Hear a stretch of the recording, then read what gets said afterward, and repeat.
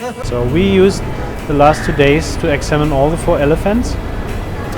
So first of all, we had a visual inspection. So we had a look about the behavior, about this physical condition. Then to have a closer look, we sedated all the elephants. So we applied standing sedation. So the elephants got darted with special anesthetic drugs.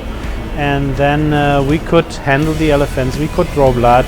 We applied transrectal ultrasonography. We checked the food, the nails, we checked the teeth.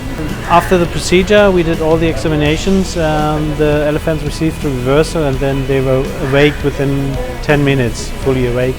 So everything went very well. Regarding the outcome, so far the good thing is, first of all, the general overall body condition it's good of all the animals. So secondly, either the ultrasonography nor the blood results we got so far indicating major pathology of the internal organs.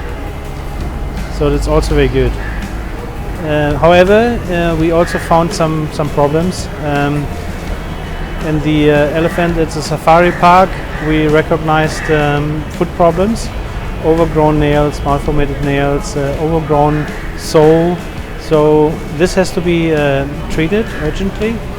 And here in the zoo, we diagnosed dental problems. So all the tusks are broken here, and the pulpa is exposed and infected.